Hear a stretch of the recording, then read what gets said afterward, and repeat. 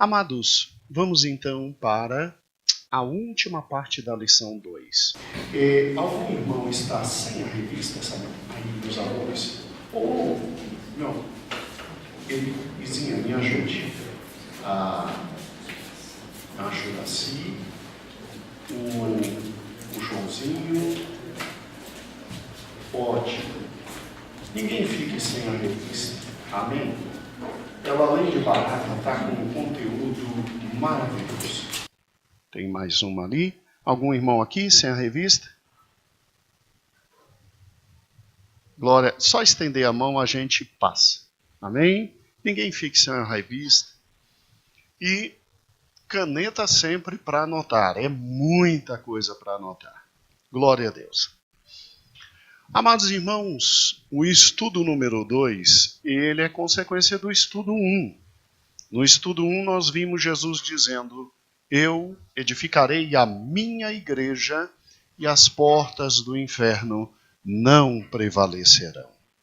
Que coisa fantástica, que declaração extraordinária. Para os irmãos terem uma ideia, mais de 86 livros já foram escritos só por causa desta oração de Jesus, né? Oração no sentido gramatical. Eu edificarei a minha igreja e as portas do inferno não prevalecerão. Mais de 86 livros, tá bom? Quem quiser passar uma vida inteira estudando só esta frase de Jesus, essa oração de Jesus, consegue. De tão profundo que é o Evangelho e essa expressão. E nós vimos que então, na aula passada, Jesus, como aquele que edificou sua igreja, ele tem direitos absolutos, irrestritos, ilimitados, de dizer como que é sua igreja. Absolutos, irrestritos e ilimitados. Ele é o dono da igreja. Ele é o Senhor da igreja. Louvado seja o nome dele. E o Senhor Jesus, ao edificar sua igreja, ele então realiza o último dos projetos terrenos, espirituais. O grande mistério que esteve escondido em todos os tempos apareceu que era a igreja de nosso Senhor e Salvador Jesus Cristo. Ou seja, depois da era da igreja, o que virá? Somente aquilo que está no Apocalipse. Depois da era da igreja, o que acontecerá? Irmãos, muita coisa o Senhor nos revelou, mas muita coisa não nos revelou. Mas não tenhamos preocupação. Aquilo que o olho não viu, aquilo que não desceu ao coração, aquilo que a mente não conseguiu contactar, aquilo que nos é impossível verificar, mas que é extraordinário, é o que está nos aguardando no reino vindouro, nos milênios vindouros. Então a igreja é, sem sombra de dúvida, a instituição mais importante da face da terra. E Deus deu à igreja riquezas indizíveis. Deus entregou à igreja riquezas fundamentais. Deus, por intermédio de Cristo, se utiliza então de um instituto do Império Romano, que é exatamente a questão da fundação, e aproveita e diz: o mesmo ocorre com a minha igreja. Eu estou fundando, eu estou edificando, eu estou pegando as minhas riquezas e investindo nela, e quem estiver nela, que cuide das riquezas que eu estou entregando. E é óbvio, as riquezas são inúmeras. Por uma questão didática, nós salientamos 4 grandes riquezas. Por uma questão didática, tá? A primeira riqueza está na página 10, que Jesus veio para trazer a revelação final, definitiva e absoluta sobre Deus. E aí, o que ele espera de mim? Ele espera que eu seja propagador destas grandes verdades. O que Cristo revelou para mim, nós vamos revelar para o mundo. Por isso que a resposta à primeira pergunta que está no final da página 11, depois de entendermos isto, é: ide por todo o mundo, pregai o evangelho a toda criatura, ensinando todas essas coisas que vos tenho passado, tá? E eis que estou convosco todos os dias, até a consumação dos séculos. Muito bem, A segunda grande riqueza que nós temos é exatamente aqui está na página 12. Cristo veio restabelecer a comunhão entre Deus e o quê? E o homem, e restabelecendo a grandiosidade da comunhão, ele estabeleceu a comunhão também entre nós.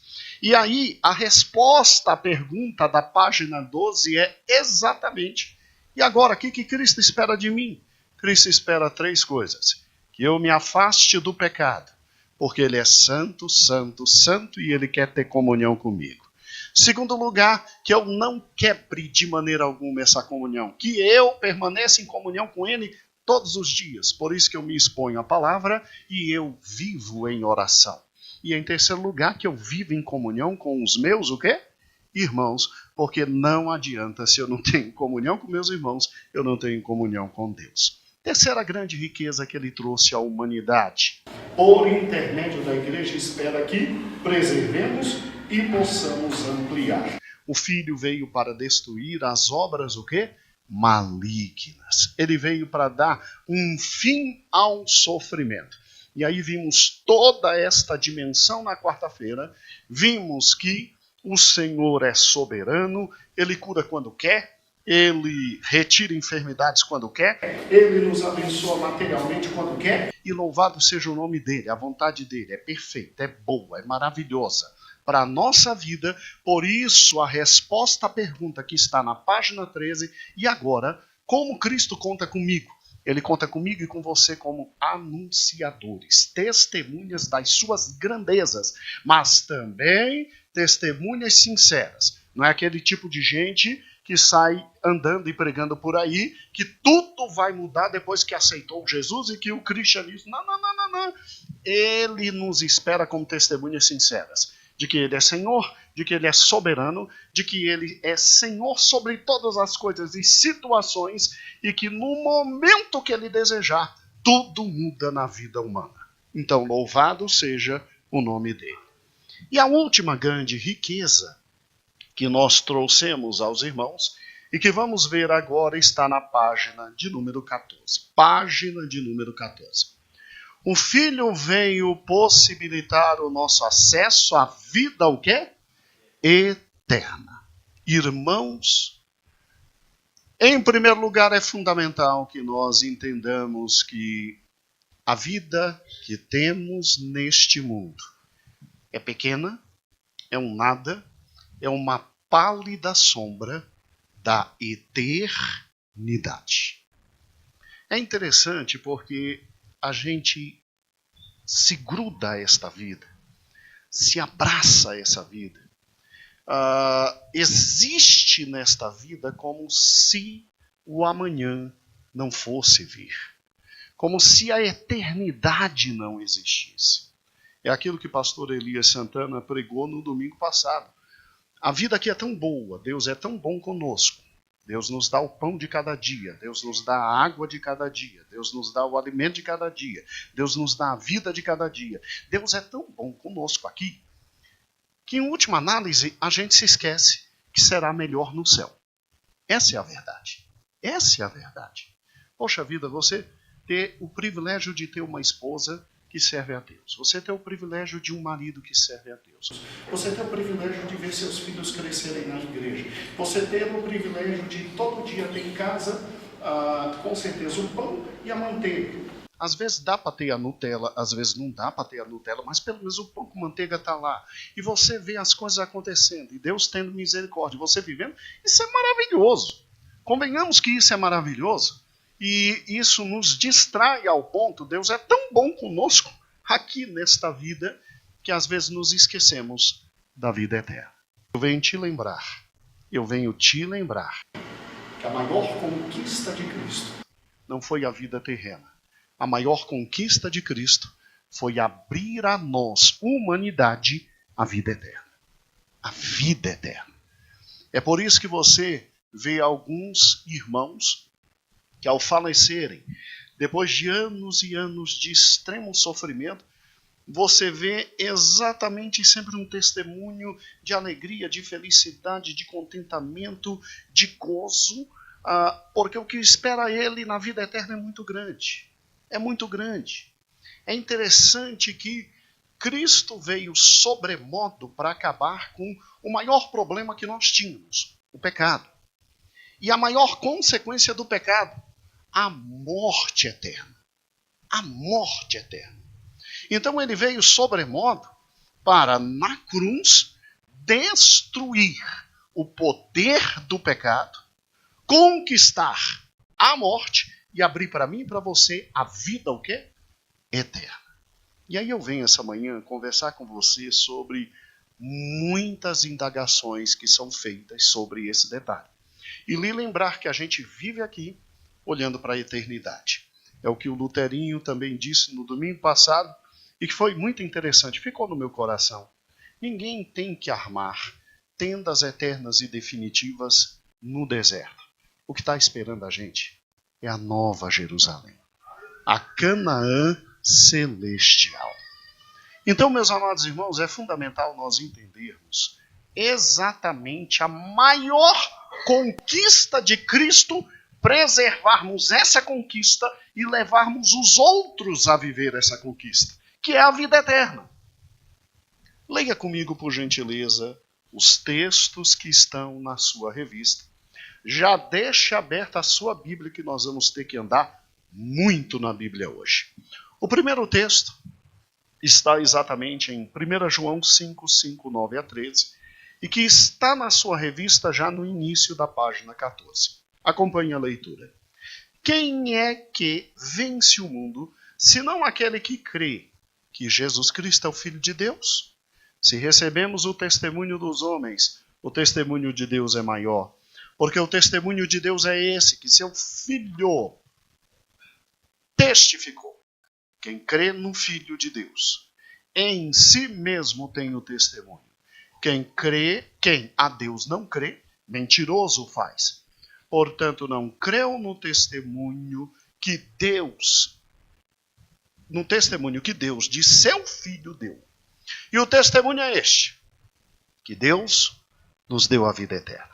Sublinhe isso, que Deus nos deu a vida eterna. E a vida eterna está em seu Filho, por isso ele veio.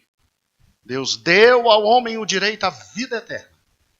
E a vida eterna está em Cristo. Por isso Cristo veio, para nos trazer também a vida eterna. Quem tem o Filho, tem a vida. Infelizmente, quem não tem o Filho, não tem a vida. Estas coisas vos escrevo a vós que credes, no nome do Filho de Deus, para que saibais que tendes a vida eterna. Quantos aqui creem em Cristo? Digam amém. Você tem a vida eterna. Ah, mas eu não sinto que eu tenho a vida eterna. Quem disse que você precisa sentir alguma coisa? E eu? Ah, mas eu tenho dúvidas. Quem disse que as minhas dúvidas e as suas valem alguma coisa? Meu amigo, eu quero saber o que o rei proclamou. Eu quero saber o que Deus disse. Deus disse que se eu cresce no Filho dele, eu tinha vida eterna. Beleza, dá para morrer daqui a 1 minuto. Não tem problema. Eu não quero. De coração, testemunho para os irmãos. Não venha dizer que o próximo ensaio do coral é lá no céu, porque eu não quero. Eu não quero. Amo a vida terrena. Pô, irmãos, o que Deus me deu aqui é tão bom. E assim, ainda não cheguei ao ponto de Paulo, ao ponto de Moisés, ao ponto de Tiago, de Pedro. Paulo chegou ao ponto de dizer, ó, eu estou cansado daqui. O que me espera lá em cima é tão grande, tão grande, tão grande. Eu estou cansado. Mas por causa de vocês, eu estou aqui preso. Eu ainda não cheguei nesse nível espiritual, não, sabe? Mas eu creio, só basta crer. E eu creio de todo o coração que eu tenho a vida, o quê? Eterna. Segundo texto. Segundo texto está justamente na parte de baixo da sua revista. Ele está bem pertinho aí do número página 14 e é 1 João 2, 24 e 25 que diz assim. Portanto, o que desde o princípio ouvistes, permaneça em vós. Se em vós permanecer o que desde o princípio ouvistes,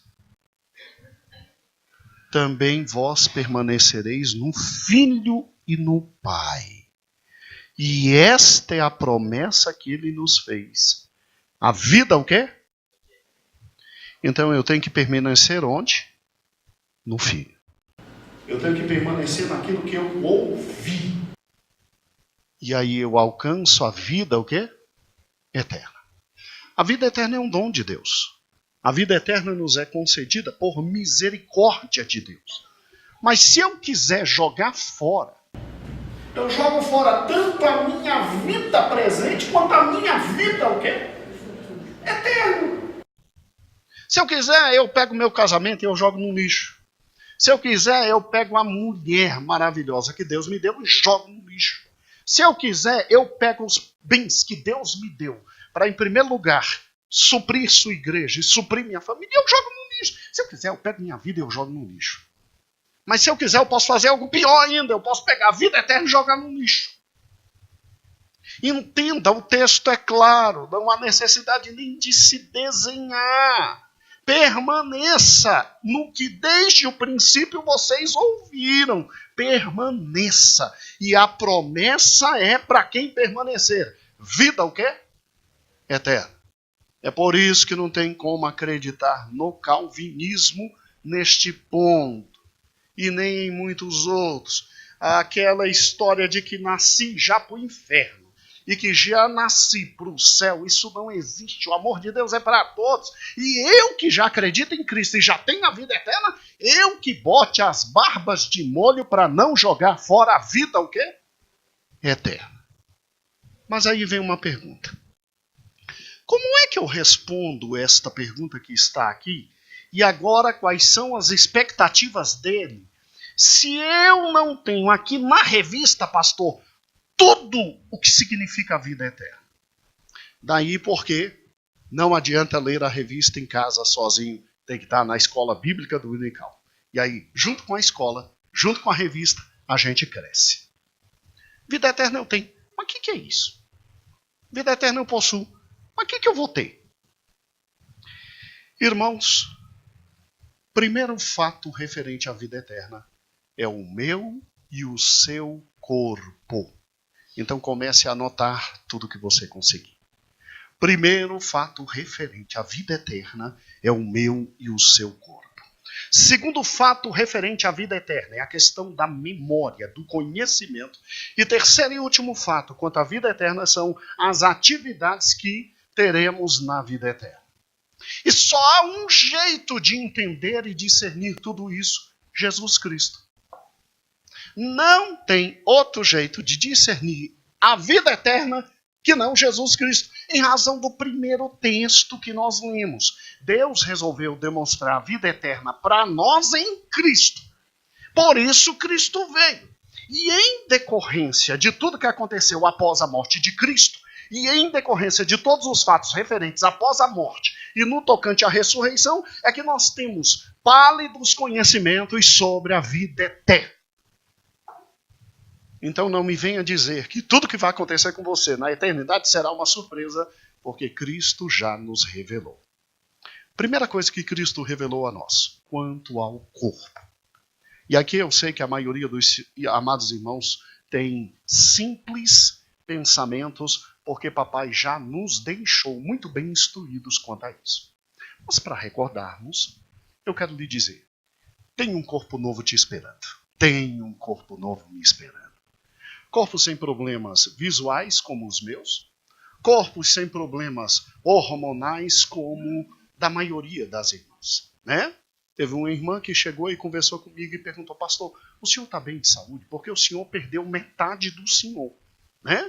Metade do senhor foi embora, o senhor emagreceu e etc, né? Ela preocupada, querendo orar por mim, perguntou: está bem de saúde? Eu disse: não, irmã, eu estou bem. É que meu médico, que é o médico de minha mãe, que é praticamente quase que um médico da família, e que cuidava do meu pai, cuida da minha mãe, cuida de mim, dos velhos tudinho, Meu médico chegou e disse, olha, ou você muda os hábitos alimentares, ou você começa a fazer exercício, ou daqui a 20 anos você vai ter todas essas doenças. Eu tinha as doenças? Não. Eu poderia ter. E aí, pela misericórdia de Deus, Deus usa um médico para dizer, vá comer corretamente, moleque. Vá fazer exercício. E o resultado, os últimos exames, tudo normal. O que estava meio assim, tudo normal. E graças a Deus por todas as coisas. Agora, o que eu acho interessante é que esse corpo, mesmo cuidando dele, mesmo trabalhando com ele, mesmo dependendo dele, ele vai apodrecer. Por mais que eu me torne um velhinho, quase que fitness, né? Fitness, né? Por mais que eu me torne um velhinho assim, ele vai morrer, ele vai acabar. E ele é um nada em relação ao novo corpo que eu terei. Primeira bênção da vida eterna, um corpo glorificado.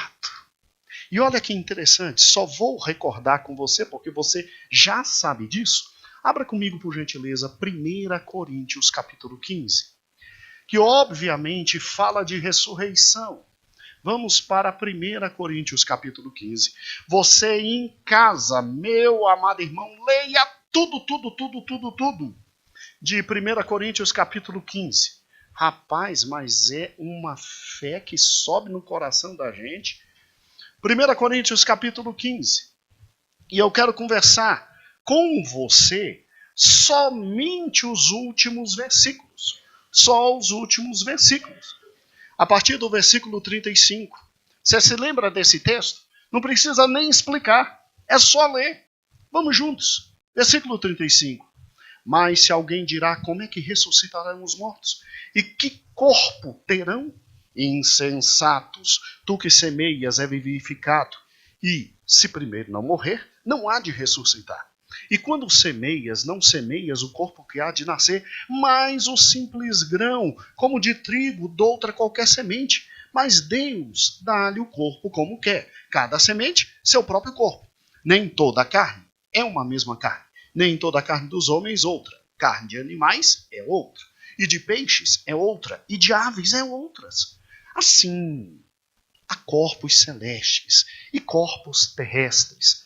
Mas um é a glória dos celestes, outra dos terrestres. Um é a glória do sol, outro é a glória da lua, outro é a glória das estrelas, porque uma estrela difere em outra em glória. Assim também a ressurreição dos corpos. Semeia-se a corrupção, ressuscitará em o quê? Incorrupção.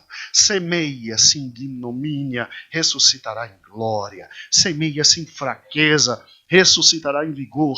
Semeia-se corpo animal, ressuscitará corpo espiritual. E se há corpo animal, também há corpo espiritual. Nada de dor, nada de veia aorta entupindo, nada de infarto, nada de ver pouco, nada de limitações físicas e espaciais. Teremos um corpo glorificado. E coloque uma coisa no coração, A promessa é muito grande, porque quando você vai para 1 João, vamos juntos? Rapidinho. Essa parte eu sei que você sabe, só estou recordando. Quando você vai para 1 João capítulo 3, exatamente nos versículos 2 e 3 diz assim. 1 João 3, 2 e 3. Amados, agora somos filhos de Deus. E olha que como filhos de Deus ainda não é manifesto o que havemos de ser. Por enquanto é filho. E olha que a gente ainda vai ser algo melhor, Juraci.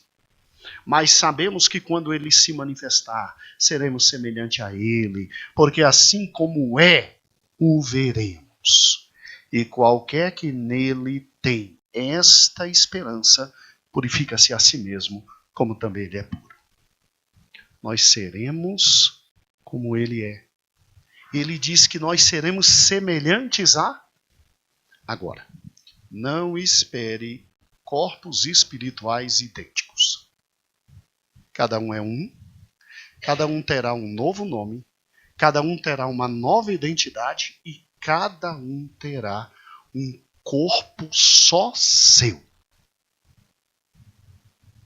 Eu estava até essa semana pensando e pedindo, Jesus, eu queria uma barriga de tanquinho, mais cabelos e etc. Mas é lógico que não será assim, é lógico que será um corpo glorificado. Glorificado. E aí o que eu paro e penso é o seguinte. Que expectativa? Então ele tem de mim em razão do novo corpo que ele vai me dar. Pense. Porque essa é essa pergunta. Você tem que responder essa pergunta. A gente já tem que viver na expectativa do que vai vir. Em razão do novo corpo que teremos, ele espera de mim, em primeiro lugar, pureza. 1 João é claro. Qualquer um que tem essa esperança purifica-se a si como ele é puro. Ele quer que eu me afaste. Ele quer que eu lute contra o pecado. Ele quer que eu entenda que se eu não consigo vencer o pecado, eu vou fugir dele. Eu vou não abrir algumas páginas do Facebook. Eu vou não abrir alguns vídeos. Eu vou dizer, eu sei até onde eu posso ir. E eu vou me controlar. Ah, mas esse corpo vai ser destruído. Mas ele é templo e habitação do Espírito, o quê? E ele é santo, santo, santo. Segunda expectativa. Essa não está na Bíblia. Esta sou eu que estou te passando. O que vai ficar do teu corpo depois que eu e você formos enterrados? Sobra o quê? Ossos? Não, sobram ossos sequíssimos. Por que não abençoar alguém na hora da nossa morte? Já pensou nessa ideia? Talvez você tenha um rim absolutamente acabado. E aí você diz, Jesus, ainda bem que meu corpo glorificado é outro. Mas e o seu fígado é de primeira? E se o seu fígado for completamente estragado e o seu rim é que é de primeira? E suas córneas? Suas córneas. Seu coração.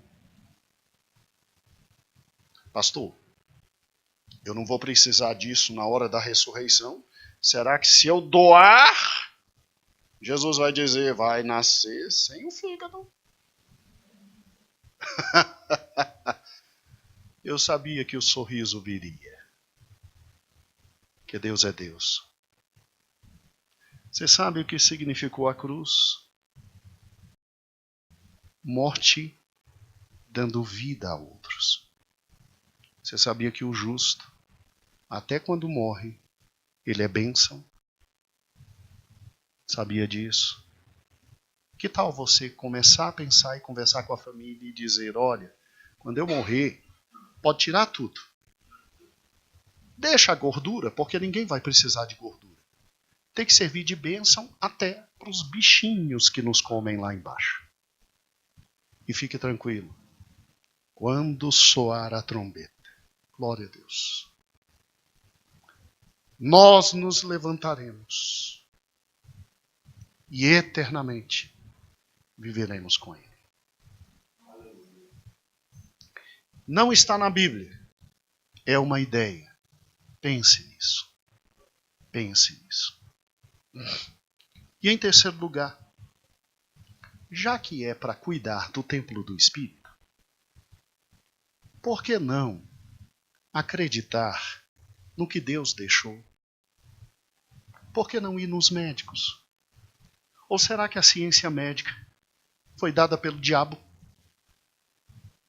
Por que não fazer check-ups?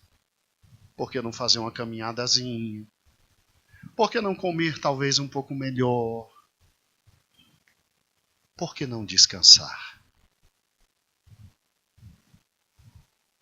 Irmãos, não que tenhamos que adorar nosso corpo, mas cuidemos um pouco melhor de nós, porque com certeza não é só Cristo, mas o Brasil para Cristo precisa muito de você.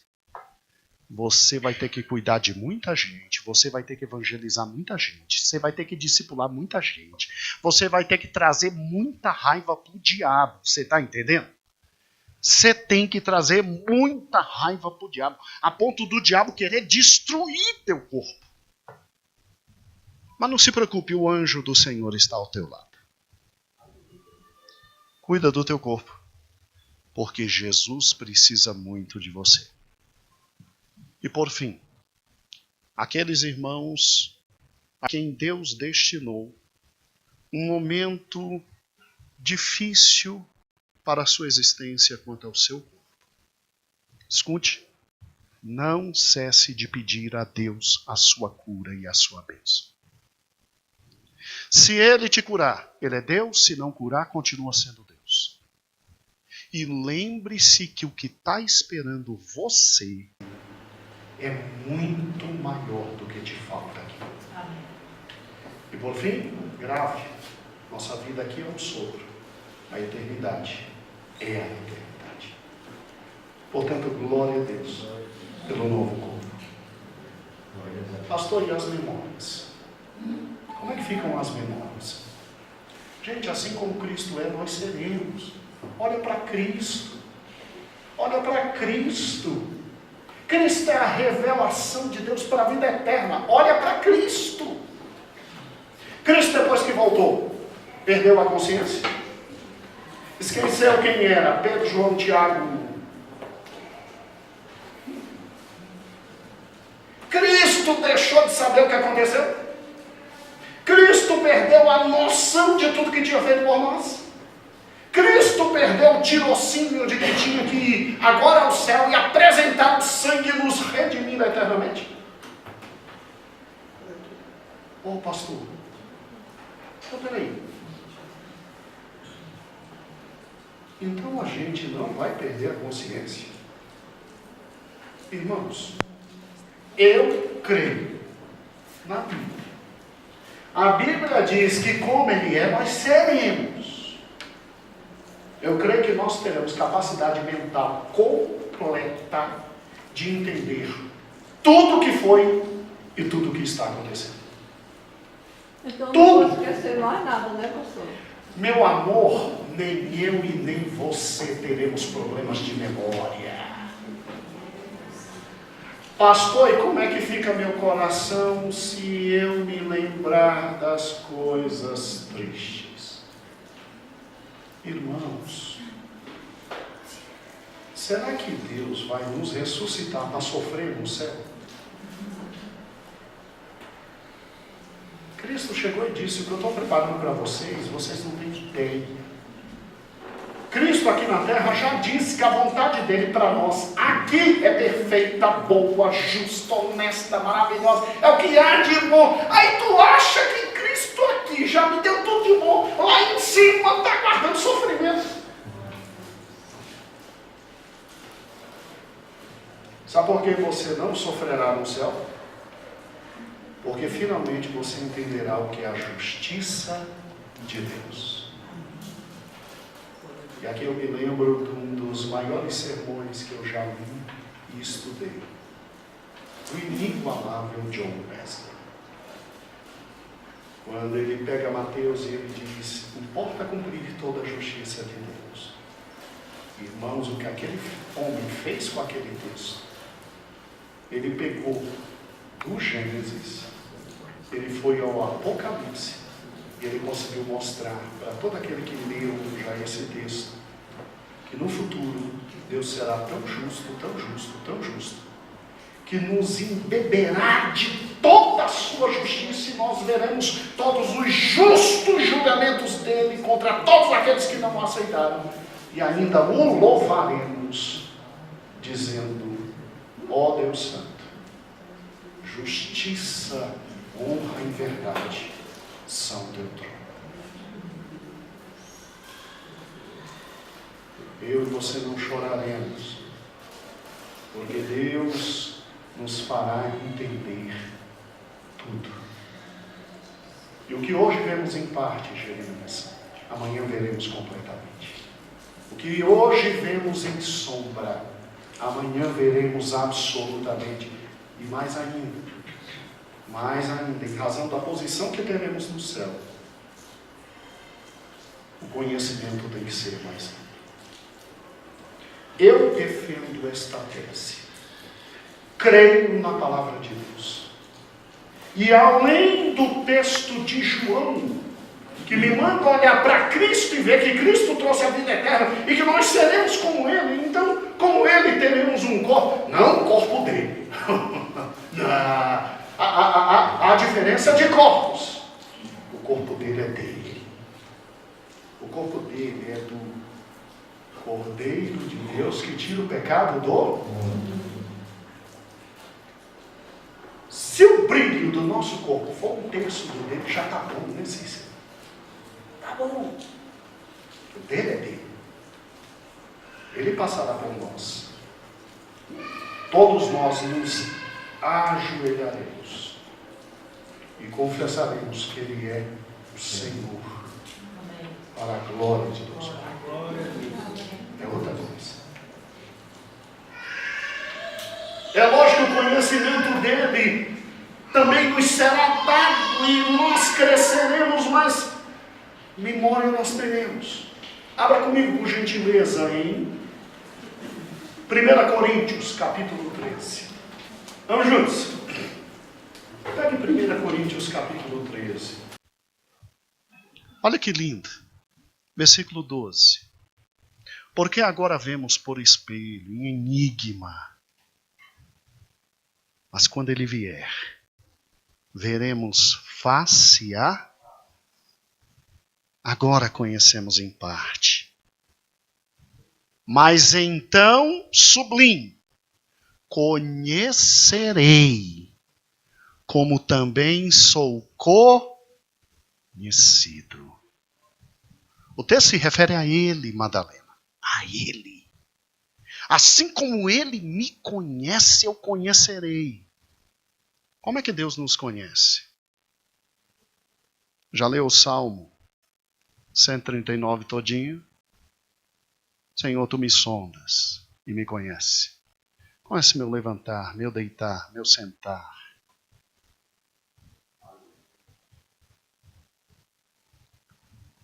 Primeira Coríntios, capítulo 2. 1 Coríntios, capítulo 2. Calma, irmãos. Quando no final do ano nós chegarmos na última revista sobre a igreja, são 4 revistas, por enquanto só estamos te ensinando o que é a igreja.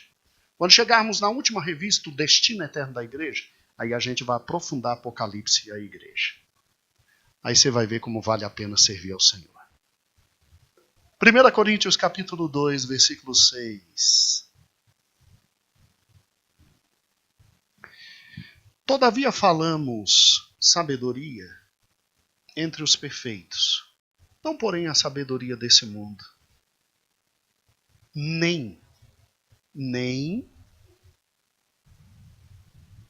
a dos príncipes desse mundo que se aniquilam, mas falamos a sabedoria de Deus, oculta em mistério, o qual Deus ordenou antes dos séculos para a nossa glória.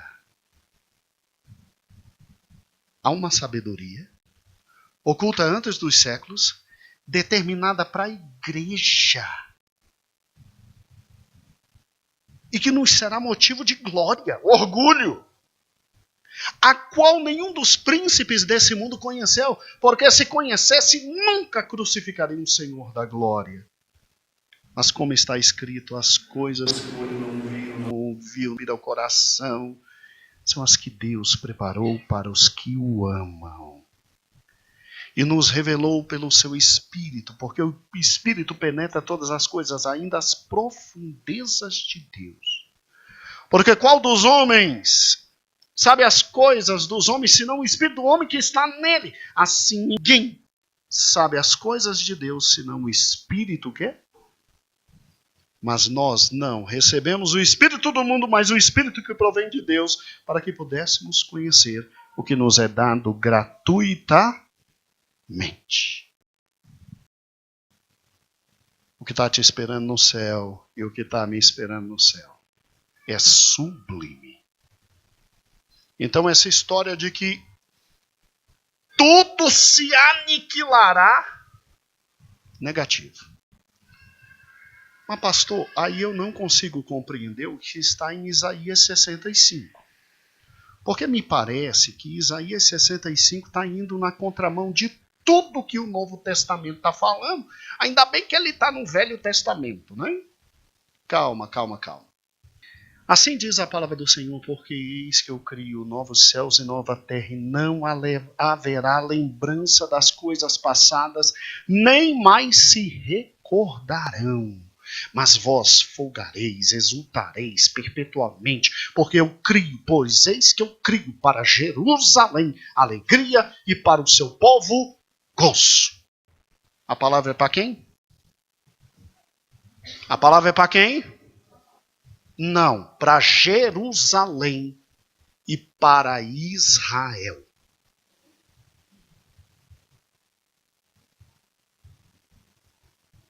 O destino da igreja é muito mais sublime. Israel seria objeto de sofrimentos indizíveis, como eu já lhe anunciei. Israel seria objeto de sofrimentos terríveis. Ou Deus vem e de alguma forma retira essas lembranças horríveis, Ou aquele povo talvez sofreria. Esta é a primeira interpretação.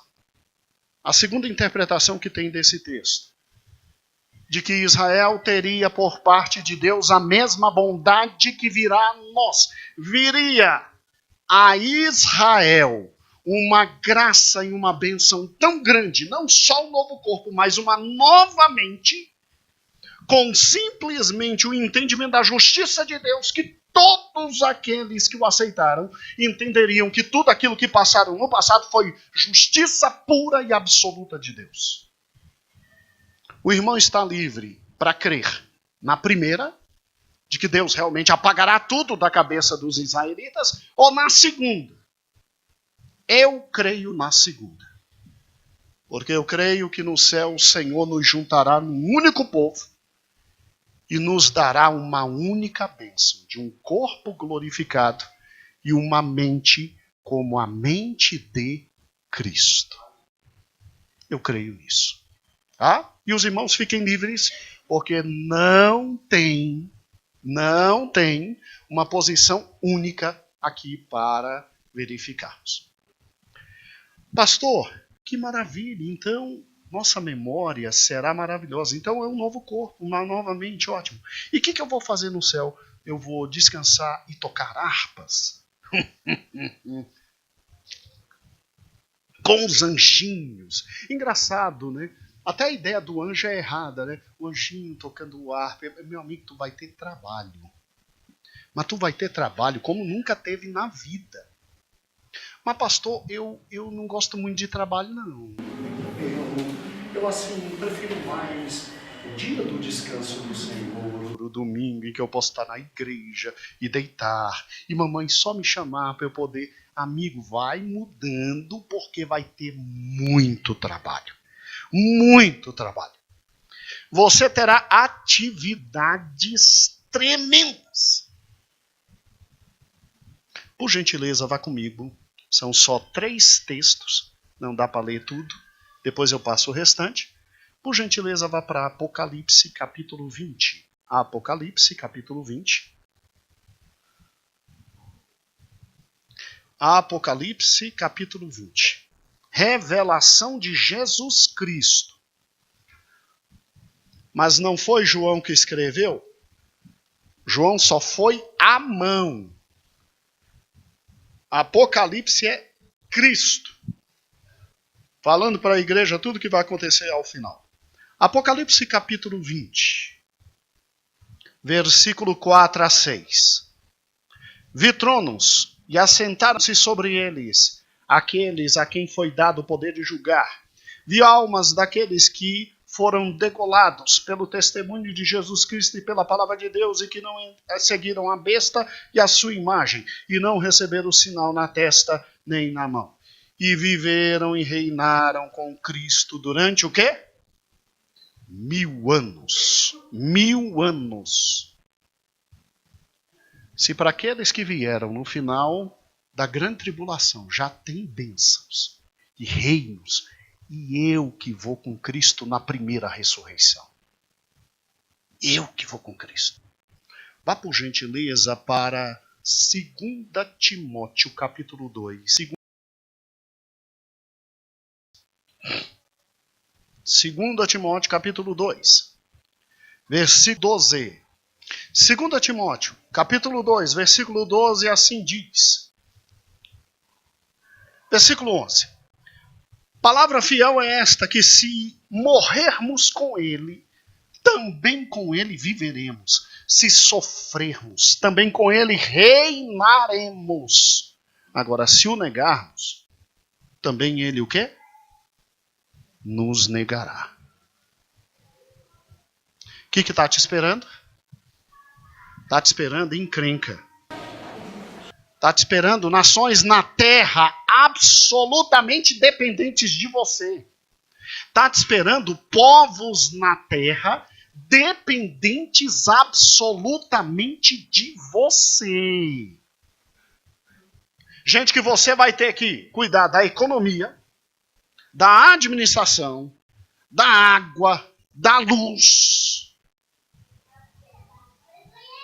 Imagine o que é administrar a cidade do Gama. Imagine o que é administrar o Gama.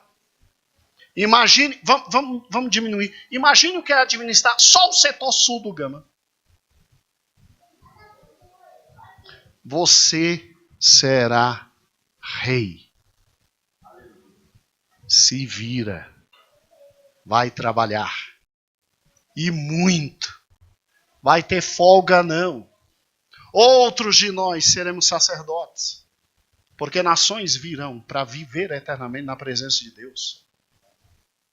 Irmãos, o que nos espera é muita atividade. Leia agora comigo Apocalipse 22 e 12. Apocalipse 22 e 12. Em Apocalipse 22 e 12 diz assim: Eis que cedo venho, e o meu galardão está comigo para dar a cada um segundo a sua o quê? Então presta atenção. Escute isso. Tem gente no nosso meio que vai ter galardão maior. Tem gente que vai ter galardão menor. Não vai ser tudo igual não, porque Jesus é justo. E igualdade é dar igualmente a iguais na medida em que se igualam. E desigualmente a desiguais na medida que se desigualam. Tu acha que vai ter o mesmo galardão do companheiro que está do lado? Ou porque será Jesus disse... Para que está ansioso por comer, beber e vestir? Eu não supro todas essas coisas? Ajuntai tesouros aonde?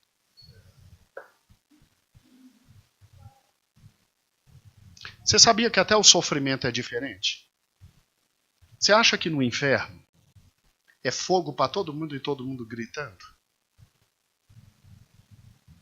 Não. Deus é justo. Você lembra dos estudos do Elias essa semana? Ai de ti, Corazim. Ai de ti o quê? Betsaida. Haverá mais rigor para vocês. E você, Cafarnaum, que foi elevada aos céus. Cafarnaum foi a cidade que Jesus escolheu para viver. Era para estar aos pés do rei. Eu vou te abater o inferno. E vai ter menos rigor para Sodoma e Gomorra que para você. Tu acha que no inferno é igualzinho, como diz a senhora que me ajuda lá em casa? Igualzinho. amigo, é choro e ranger de dentes, mas Deus é tão justo que ainda tem graus. Irmãos, vamos responder a pergunta e vamos terminar? E agora, quais as expectativas dele? Quanto ao meu corpo, já lhe disse. Quanto à minha memória.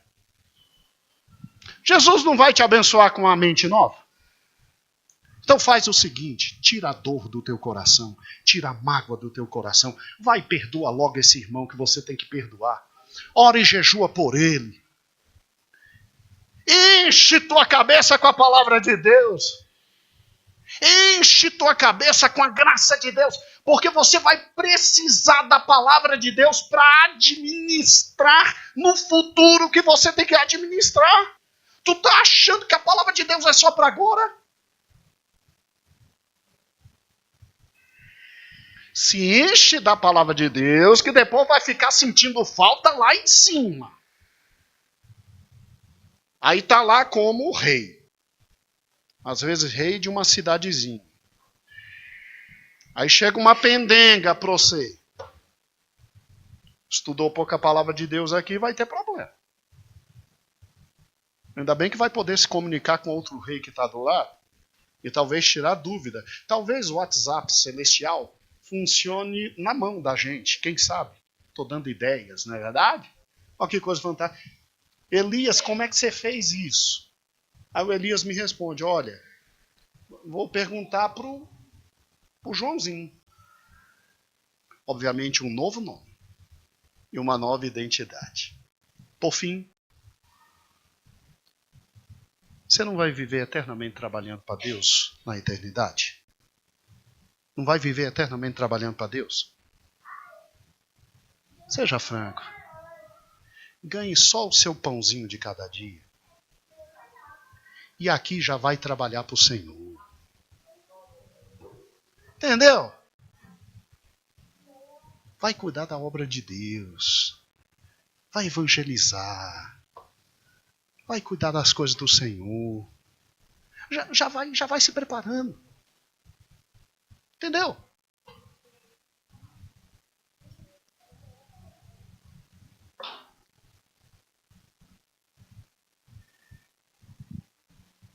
Que pena falar tão pouco sobre o que nos espera no céu. Mas, a revista de outubro, novembro e dezembro, nós iremos a fundo. Senhor Jesus, muito obrigado pela tua palavra. Obrigado pelo teu amor, pelo discernimento de espírito. Oh, como tu és grande. Oh, como tu és Senhor e Salvador. Obrigado por todas as coisas. Dá agora para a mocidade um ensaio maravilhoso. Senhor, ajuda-nos a viver na terra olhando para o céu. Nosso destino, nossa pátria, nosso futuro. Não nos deixe, Senhor, amar tanto o presente século a ponto de perder a eternidade. Retira de nós a tentativa de simplesmente fazer tendas no deserto como se Canaã não estivesse bem ali. Obrigado por todas as coisas. Louvado seja o teu nome, para todo sempre. Amém.